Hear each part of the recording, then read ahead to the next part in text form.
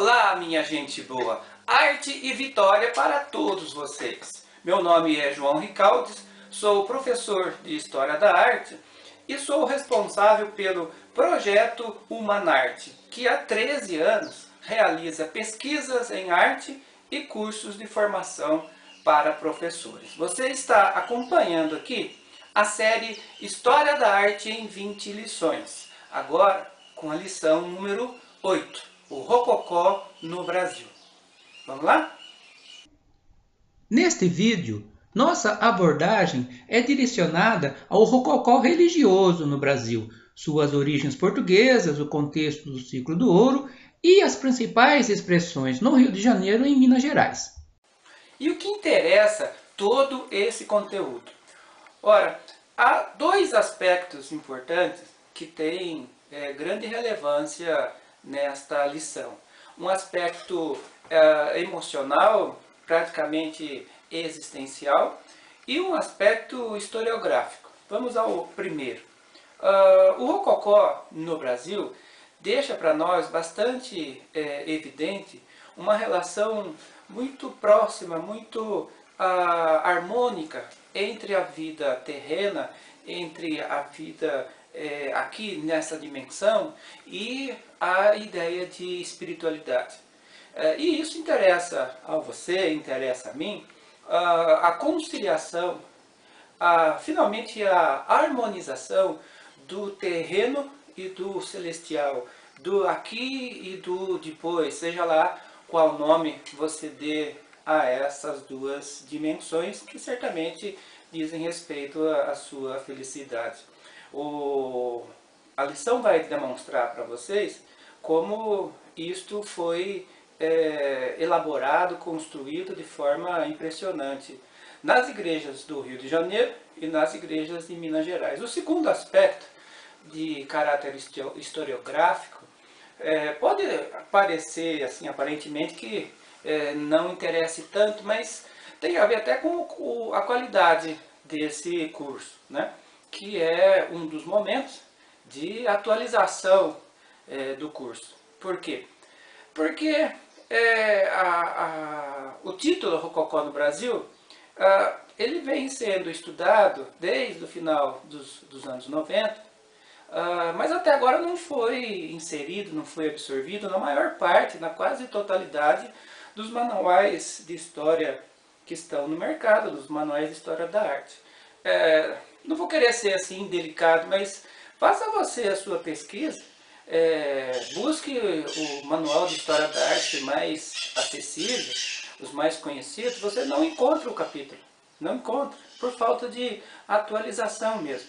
Então, esse é o momento que eu tenho que chamar a atenção para o caráter historiográfico de como se faz história da arte nesse país. Tem um livro recente, de 2008, onde nem aparece, né? E quando você faz referência ao Aleijadinho, aparece lá, Aleijadinho, auge do barroco. Não é mais assim, né? E nos outros também não aparece. Então, você tem aqui uma oportunidade de uma atualização precisa, sucinta, rápida e bastante segura, né? Tem um alicerce, tem uma fonte bastante interessante que você vai ver. Então, agora, você vai poder verificar isso no decurso da aula.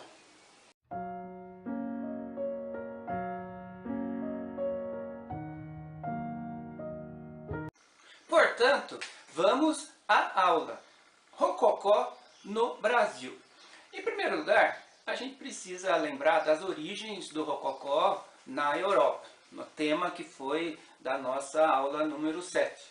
Um estilo, o Rococó, que surgiu como decoração de interiores. É toda uma gama de formatação para mobiliário interno, o contorno de uma fonte de água, o contorno da estrutura de uma carruagem, as pernas das mesas e das cadeiras.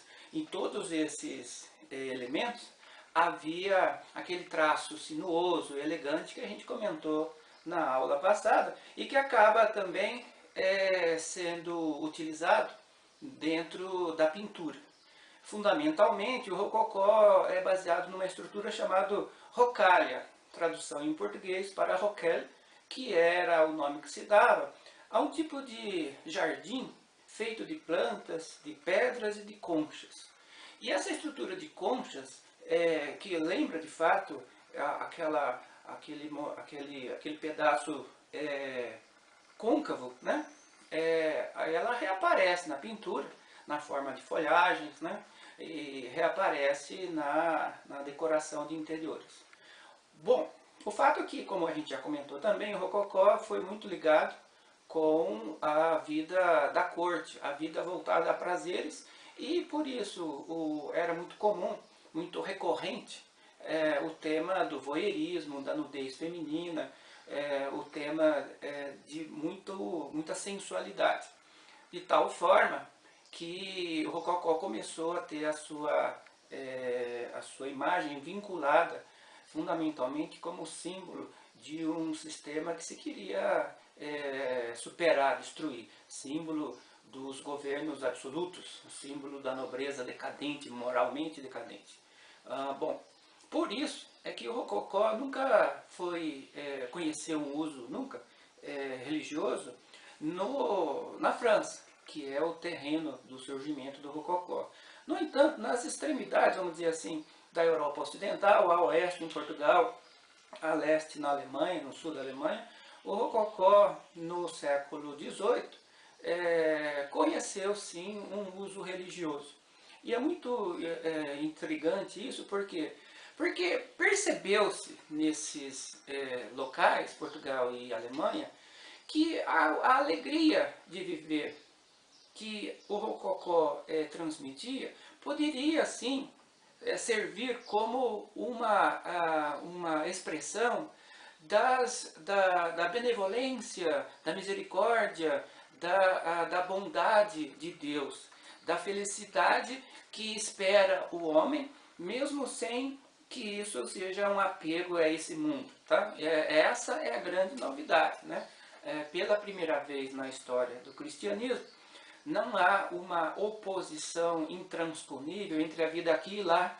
Não há uma contradição entre usufruir de tanta beleza que Deus lhe deu e, ao mesmo tempo, esperar pela verdadeira vida, pela verdadeira redenção após a morte. Então, o rococó é um cristianismo pacificado. O rococó é um cristianismo de bem com essa vida. Não há oposição em relação a isso pela primeira vez. Né?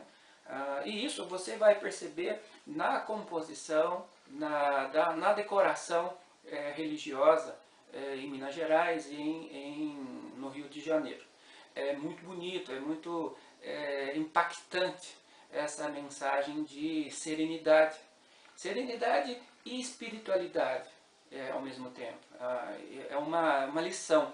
É uma mensagem de pacificação do coração, de pacificação do espírito e do corpo.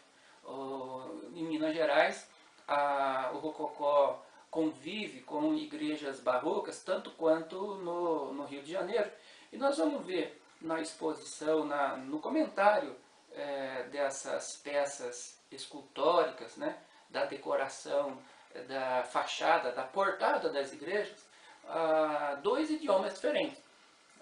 É como se Deus falasse para você na linguagem barroca e duas esquinas depois, tanto no Rio de Janeiro quanto em Ouro Preto, Deus falasse para você na linguagem rococó, tentando aí, tateando qual é o código que vai atingir o seu coração. A grande diferença será o quê? A iluminação nas igrejas rococó é uniforme, ofuscante. Não é? A igreja rococó é uma associação de áreas vazias, com branco ou bege ou azul bem clarinho, com o douramento restrito a apenas algum contorno. Né? Já a parte dourada do barroco, ela é integral, todas as paredes, é o horror ao vazio, tá? É uma grande caverna dourada. Então, a opulência, a majestade da decoração barroca é substituída pela leveza, pela simplicidade da decoração rococó. Por muito tempo, esta diferença foi entendida como uma peculiaridade do barroco mineiro, principalmente depois da propaganda que os líderes da Semana de Arte Moderna fizeram, né? Uma viagem às cidades históricas lá nos anos 20, e daí pegou essa coisa de, olha, que o barroco é nacional, o barroco é brasileiro, é mineiro. Até que nos anos 60 apareceram dois pesquisadores, um da Alemanha, o outro, se não me engano, é da Suíça, e eles identificaram essa estrutura da rocalha nas nossas igrejas, falaram, isso aqui não é barroco, né? Isso aqui é o rococó. E isso foi transformado no material de pesquisa, como a gente já comentou na aula anterior, na aula número 6, né, quando falamos do barroco, em que mostra que há sim uma fase, uma diferenciada de barroco e de rococó em Minas Gerais e também no Rio de Janeiro. Esta formulação, feita lá nos anos 80, 90, acabou virando um manual do Instituto do Patrimônio Histórico, que você pode ter acesso de forma gratuita, inclusive, né? Que é disponível na internet. E tanto o trabalho de adaptação, de atualização, né, quanto esse estudo das igrejas barroca e rococó, são de autoria. Eu tenho o livro aqui, tá aqui. Deixa eu mostrar para vocês, eu já comentei em outra aula, da professora da Federal lá do Rio de Janeiro, Miriam Andrade Ribeiro de Oliveira, que escreveu o Rococó religioso no Brasil. Ela tem também um livro sobre a comparação do Rococó com o Barroco. Então essa aqui é a minha fonte, né? Ela é a autoridade maior. Ela tem também uma pesquisadora da Federal de Minas, que a ajuda, né, da UGISA, professora também. E as duas, então, são assim duas balizas para este momento do estudo mais preciso da imagem, da leitura de imagem mais precisa, que sabe diferenciar o rococó do barroco, né? Como a gente comentou na outra aula. O que a gente vai fazer em seguida é investigar, averiguar e comprovar essas composições diferentes. Eu quero mostrar para vocês como a rocalha aparece dentro da igreja lá no Rio de Janeiro e dentro da igreja lá em Ouro Preto. Quero mostrar para vocês como Aleijadinho não é barroco, né? Aleijadinho é rococó. E a gente então deixa agora, nesse momento de tanta teoria, e chegou aquela hora da nossa lição em que a gente vai fazer a leitura da imagem. Chegou a hora em que vamos à obra. E vamos começar justamente pela Igreja do Carmo da Antiga Sé, no Rio de Janeiro. Uma construção que data do seu início de 1761. A construção só vai acabar no comecinho do século XIX, quando chega a família real que foge da invasão napoleônica em Portugal. É uma estrutura, uma ambientação em que o douramento se restringe agora às linhas da rocalha, às linhas em forma de concha, não mais ocupando a totalidade da parede. E isso, de fato, confere um resultado final de maior leveza, de maior simplicidade, de maior serenidade. Você vê aí o fundo, a imagem do teto, a pintura de teto. Aqui você tem o grande exemplo do rococó em Minas Gerais, a famosa, a belíssima, a levíssima igreja de São Francisco de Assis.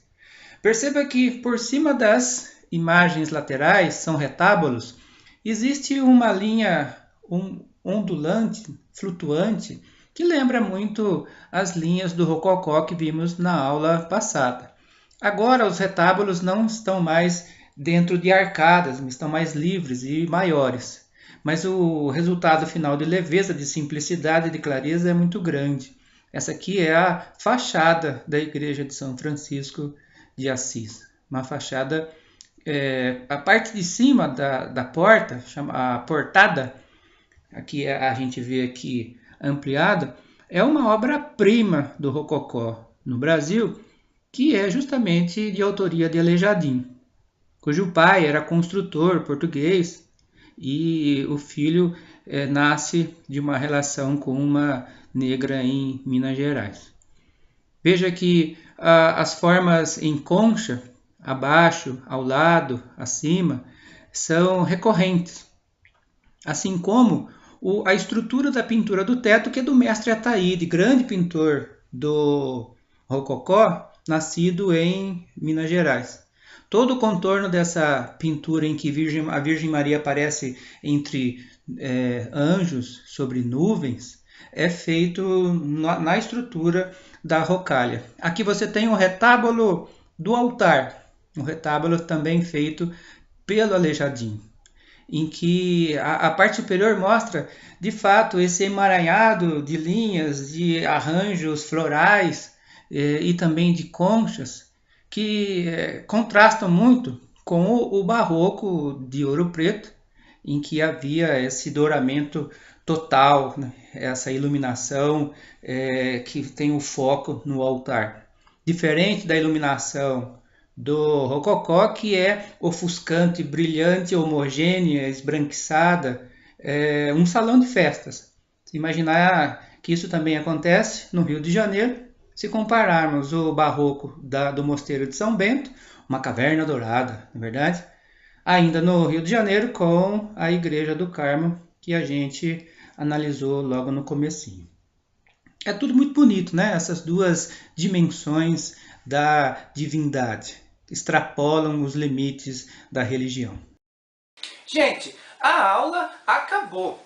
Agora chegou aquele segmento do papo na cantina, o papo no restaurante, o papo no boteco, em que a gente fica mais à vontade para discutir, para comentar tudo que achou de interessante, de crítica, sugestão e tudo mais. Eu queria fazer, como sempre, alguns comentários. Que o primeiro é o seguinte, gente, como é bonito, acho que você percebeu, essa articulação, essa associação, essa descoberta do histórico, do estético e do emocional ali interligados, né? Quando eu descobri o trabalho das pesquisadoras, a professora Miriam e a Dalgisa, eu fiquei fascinado com essa história de Rococó e Barroco, e fiquei pensando assim, mas como é que não perceberam que são duas coisas essencialmente diferentes? Mas, mais do que isso, né, se eu ficasse aí, seria só uma questão acadêmica, uma picuinha entre pesquisadores e tal. O fato é que a hora que você descobre uma leitura de imagem dessas professoras, dessas fontes de tanta qualidade, tão bem lastreado, né, imediatamente você pula para o lado emocional da coisa.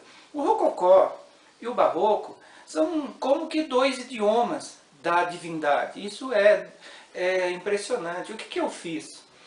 Eu já havia observado as formas como a arte, ao longo da história da humanidade, incorpora estas vozes divinas em várias partes do mundo. Então, eu reuni várias obras do Japão, da Etiópia, da Nigéria, da Itália e do Brasil, no último volume, volume 4 da série que eu escrevi, que se chama As Melhores Histórias da Arte.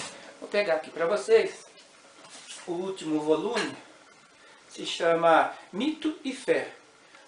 E no último capítulo, eu escrevi um texto que chama As Divinas Vozes, o Rococó em Minas Gerais. De fato, parece que o prédio encarna esta missão de ficar ali emanando a ao seu encanto, né? Eu tive duas professoras que fizeram meu curso lá em Campinas, evangélicas, tinham tudo para, digamos, menosprezar esse apego à Virgem Maria, essa coisa toda, apego às imagens sagradas, mas elas contaram, eu achei muito interessante, para mim, você aprende muito com isso. Eles disseram assim: professor, nós fomos no Rio, nós entramos na igreja do Carmo, da Antiga Sé. Do lado de fora, aquela simplicidade, era o que eu com minha colega. A hora que a gente entrou, ficamos assim, boquiaberta, espantada, muda, calada, por um bom tempo. Esse arrebatamento, essa captura da alma, você tem no Egito Antigo. Nós comentamos isso na aula 1. Você não precisa acreditar em Ísis, nem em Virgem. Existe uma dimensão espiritual além do código histórico. Isso é muito importante. Você não precisa acreditar em Vênus, em Júpiter, para você ficar impressionado com a arte romana, a arte grega. Isso é impressionante. Então, as pirâmides, os gregos, as catedrais góticas, nós passamos por tudo isso nesse curso, né? E agora chegando nessa cultura mineira e carioca, que tem a parte da cultura grega lá nessas montanhas brasileiras, no litoral, que tem parte dessa cultura gótica, que tem parte dessa cultura bizantina, que se acumulou e está lá, corporificado. Isso é muito bonito, né? Você visitar e chegar a passar por essa dimensão histórica, entender a história do lugar, o ciclo. O Ouro Preto, por exemplo, tem uma coisa curiosa, né? Uma desgraça, foi uma graça que aconteceu com a cidade, quando ela entrou em decadência no século XIX, 1897, a capital mudou para Belo Horizonte, a cidade se esvaziou. O ser humano atrapalha, né, a história. Se esvaziando, deu um tempo para aquilo ser preservado. Se você já foi lá, é como entrar num set de filmagem, a cidade toda é histórica. Você fica assim, pasmo, né? E entrar e ver dois códigos, duas divinas vozes ali, uma esquina depois da outra, é impressionante, né? É impressionante.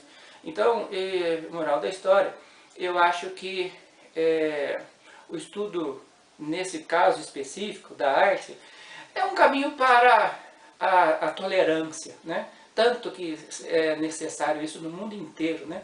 A arte tem essa missão da pacificação, da alma individual e do convívio social. Eu acho que fico até emocionado, né? É muito, muito bonito isso, muito.